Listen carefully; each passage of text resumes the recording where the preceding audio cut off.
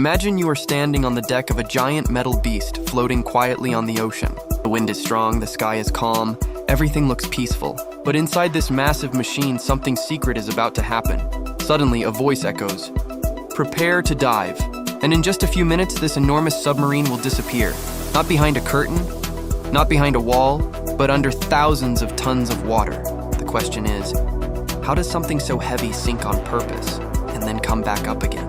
A submarine does not dive like a fish. It does not flap fins, it does not swim down. Instead, it uses something very clever: science. Inside the submarine are huge tanks called ballast tanks. Right now, these tanks are filled with air. And air makes things float. That's why ships float, that's why boats float. Even you float in water when you hold your breath. Air is light. Now the captain gives the order. Dive. Valves open. Water from the ocean rushes into the ballast tanks. Slowly, steadily, the air escapes. And as the air leaves and water fills the tanks, the submarine becomes heavier. Not because metal changed, not because engines pushed it down, but because water replaced air. And water is heavy. At first, nothing dramatic happens. The submarine still floats. But then, something changes. The weight becomes greater than the water pushing it up. Just like that, the submarine begins to sink, not fast. Not out of control, smooth, calm, powerful. It slides under the surface like a shadow disappearing at sunset. Outside, sunlight fades. Blue turns darker.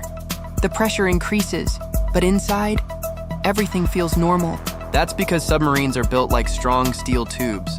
Thick walls protect the crew from the crushing pressure outside. The deeper they go, the more the ocean tries to squeeze them. But the submarine is designed to handle it. Now here comes the twist. What if the submarine wants to stop sinking? What if it wants to stay at one exact depth? That's where balance becomes important. The crew carefully controls how much water stays in the ballast tanks. If they want to hover underwater, they adjust the weight so it becomes equal to the water around it. Not heavier, not lighter. Perfect balance. When that happens, the submarine doesn't sink or rise. It floats underwater, like a spaceship in space. But what if there is danger? What if the submarine must rise quickly? Then comes the powerful move. Compressed air, stored in special high-pressure tanks, blasts into the ballast tanks. The air pushes the water out with force. Water rushes out. Air fills the space. The submarine becomes lighter again, and slowly, it begins to rise. Up it goes, through the dark, through the deep blue, closer and closer to sunlight. And then, suddenly, it breaks through the surface of the ocean. Fresh air, bright sky. Mission complete.